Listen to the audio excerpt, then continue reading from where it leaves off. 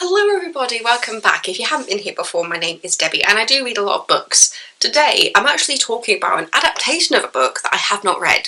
I'm talking about American Horror Story, Delicate. Delicate was based on a book and I haven't read it, so I don't know what the comparison is. All I know is what I saw on American Horror Story. The release was from the 20th of September 23 to April 24th of 24. The book is called Delicate Condition, and that was written by Danielle Valentine.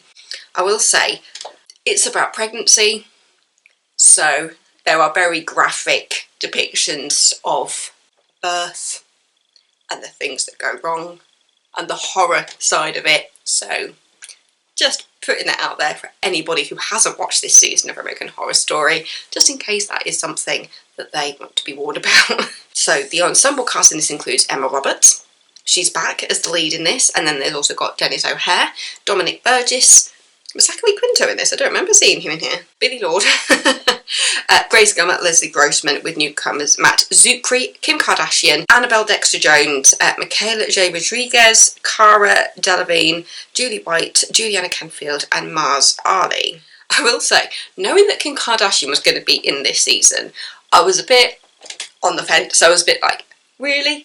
And through the first half of this season, I was just there thinking, oh, she's basically just playing herself with a few more F-bombs thrown in. Pretty much. But actually, as it got further in, it was just like, wait, is Kim Kardashian good as an actress? Which, to be honest, kind of makes sense, because she will be playing a character of sorts on the Kardashians anyway.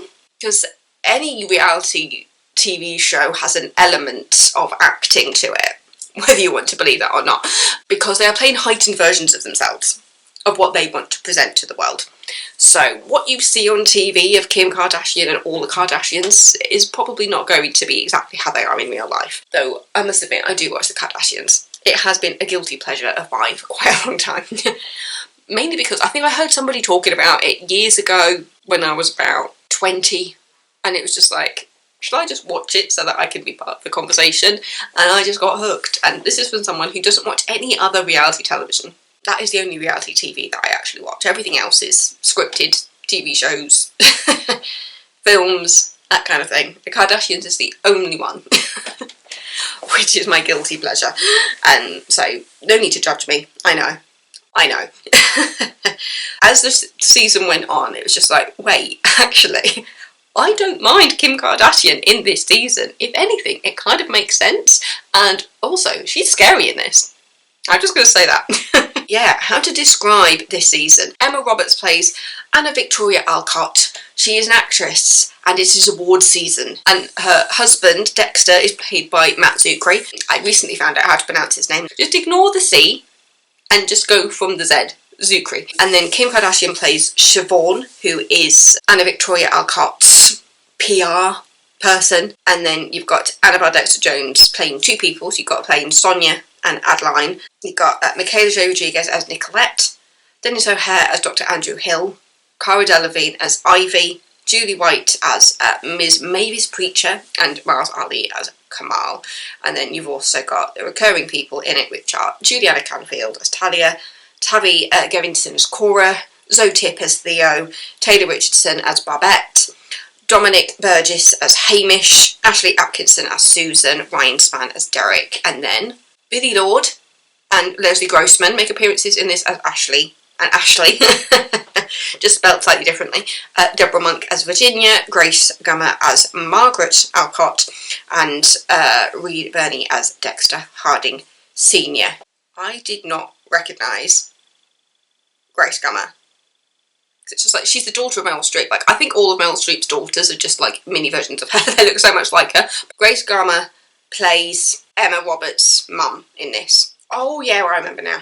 Because it says Andy Cohen plays himself and Zachary Quinto plays himself. Because there's so much like red carpet stuff, because the main theme of it is an actress who's trying to get pregnant. And so there's a lot of Hollywood.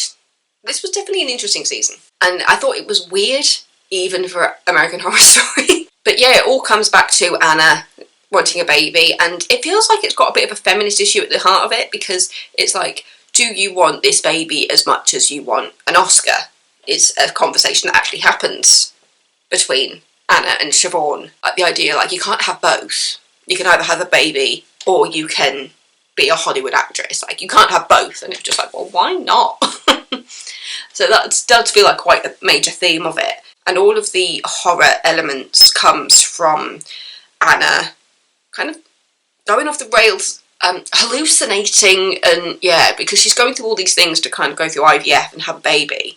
And people give her different things throughout the season. Like, there's a point where Siobhan hands her what is, she claims is like a vitamin D or vitamin B shot or something. And it looked really weird. I was like, that's not vitamin D. That's no vitamin, I'm telling you that. And Siobhan is just there going, oh, don't you trust me? And Anna just downs it, and you find out, especially towards the end of the series, when you're kind of looking back over everything that's happened, that there's a group of people that have been slowly giving Anna different things to help or not help with the pregnancy. I feel like I'm being very, very cryptic. I finished this yesterday and I'm still processing it because it was just very weird. Would I call this my favourite season? No, not by a long shot. But I did find it very intriguing. Especially after comparing it to the last season, where it was very much rooted in history and living through AIDS in 1980s in New York. It just had a very real thing to it, whereas this one was just in the complete opposite direction of, I don't even know what to call them. Because you realise that there is a group of people that are watching Anna, and they keep popping up in different forms throughout the season. And Anna thinks she's going crazy, she thinks she's being stalked. There is points when other people can see them as well, but a lot of the time Anna is made to feel like everything's in her own head. And the amount of arguments that she has with her husband is ridiculous, because he just doesn't want to believe her. There's also the fact that his last, were they married, girlfriend died, and Anna has found herself trying to slot herself into this friend group, and she's just there going like, I don't want to replace the other girlfriend, but I almost feel like I am. Everybody has all these stories about her and saying how wonderful the other girlfriend was, and Anna just finds herself in the middle of that thinking, like, I can't replace this girl who died. And even though she is kind of feeling welcomed into the friend group, at the same time she also feels like she's being pushed away as well, so she's in kind of a bit of a tough place there. No matter what I think of Emma Roberts in her real life, I do think she's actually a fantastic actress. You really felt for Anna as going through, even though she was unlikable. It's weird, it's walking that fine balance between likeable and unlikable in this, because she is doing things where it's just like, mate, calm down. Like, you're pregnant, you're going through it, your doctor has told you to go on bed rest, but you are still doing award season and things, and you're still trying to travel, and it's just like, your life is not over. You are in your 20s or early 30s, so like, you're not over the hill just yet. But it's not helped by her circumstances and the fact that she's in it in Hollywood, and she's got yes people all around her saying, like, we can make this happen. Especially in Siobhan, her PR person. PR. Just makes me think of Absolutely Fabulous. PR! Yes, but PR! My PR things! People, places, concepts. Lulu! No! Yeah, so she's unlikable and likeable at the same time, because you feel for her what she's going through, and the fact that it's obvious that this isn't all in her head. It's just like, it's not completely. Like, you're aware that it's partly in her head and partly not in her head. But there's also so many moments where you're just like, was this in her head? Like, the reactions from some people while some things are going on, and I'm just like, if that had really happened, I think a different reaction would have happened. It really does blur the lines between, like, what is real and what isn't in regards to what Anna is going through. Accepting an award on stage, and then suddenly she starts coughing and hacking and, like, bleeding.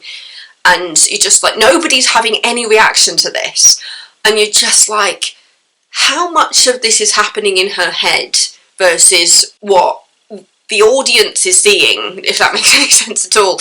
And not just as, like, watching as in like from a viewer's point of view, as in the other people that are in the room while stuff is happening, if that makes sense.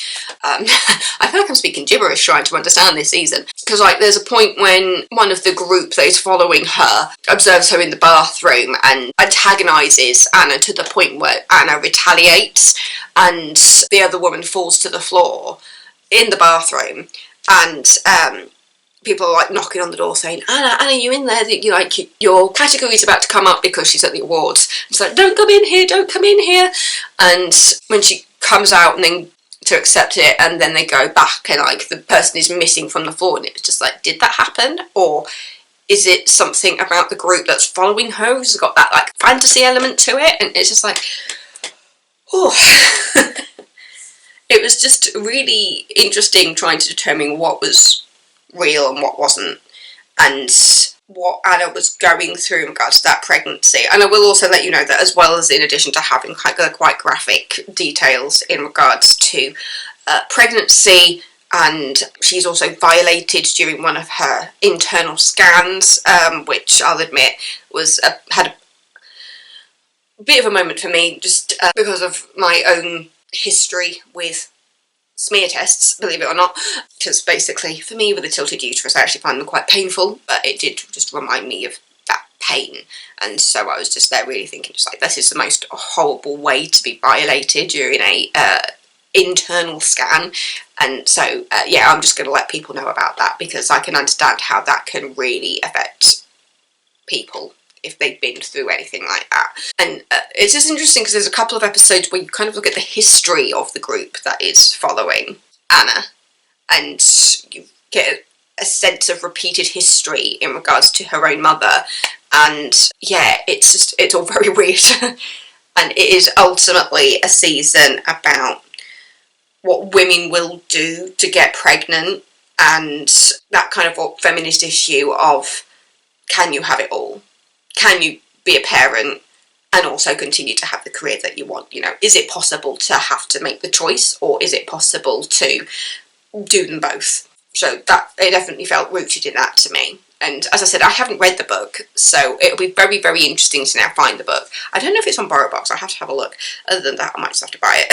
No, it's not on ebook or audiobook, so this might be a Kindle find. So yeah, I don't know how much of it is close to the book, how much they deviated from it. That will be the content of a future video once I have read the book. But yeah, it was very interesting. It was very dark, and it is just all about going through Anna's mentality and what is going on in her head, and also what is not going on in her head. It was just interesting.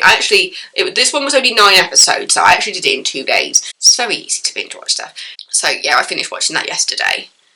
And I got to the end, it was just like, Just at those last couple of scenes, it was just like, this really is a comment of whether women can do both. There's just a very, very powerful scene right at the end where she's holding her baby, and she's also holding an award. And it's just like, yeah, this feels very much a commentary on whether women can do both. So yeah, I'm very intrigued by how the book portrays that, if that is something from the book, and how much American Horror Story deviated from that.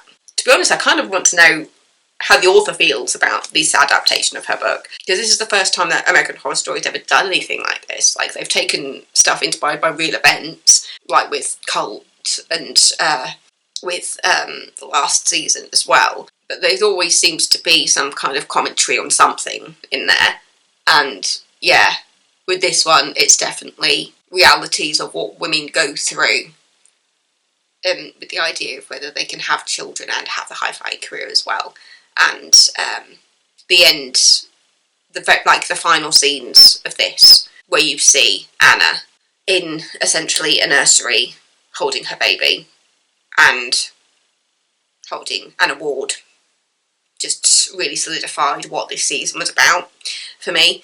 And I don't think it's really much of a spoiler to say that she's holding her baby and an award, because, oh my goodness, that last episode in particular, when you're seeing the group and Anna and what Anna goes through and what the group is actually doing, it's all completely mind-boggling. That's a bit of a mismatch of all my thoughts watching Delicate. season 12. So for now I'm caught up.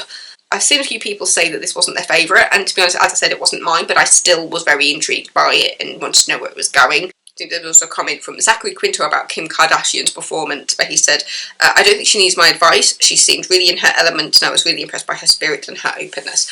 As I said here, I was not mad about Kim Kardashian in this when I started watching it. At first, she very much felt like she was just playing herself with a few extra F-bombs, because it seemed every other sentence that she uttered had some kind of F-bomb in it. But then as you go through, she was quite good at portraying the darkness kind of simmering underneath throughout the season. So yeah, I wasn't mad about Kim. Is she an Oscar winner? Probably not. But for what she did in this, I thought that she was alright. So yeah, not my favourite season, but I still actually enjoyed it. So American Horror Story Delicate, 9 episodes, and this was season 12. I did enjoy it and thought it was an interesting concept, especially for American Horror Story, doing something a bit different by having a season which was based on a book. As I said, I don't know how faithful it was to the book, but ultimately it did feel very American Horror Story with the styling of it, so it did make sense that it was a story that they wanted to adapt. So yeah, that was season 12, American Horror Story Delicate. As I said, you've got a bit of a hodgepodge of a video of me talking about my thoughts about it, but yeah, and as I said, I wasn't mad about Kim Kardashian. I thought that she was alright. This is a someone, she's not my favourite Kardashian by any means, I'll tell you that, but ultimately I do think that she was okay. I think she was okay, and I thought that she was very good at the darkness simmering beneath that character of Siobhan. Yeah. So thank you so much for watching. Don't forget to subscribe, and I will see you on Wednesday with a bookshelf video. Right, I'll see you later. Love you all.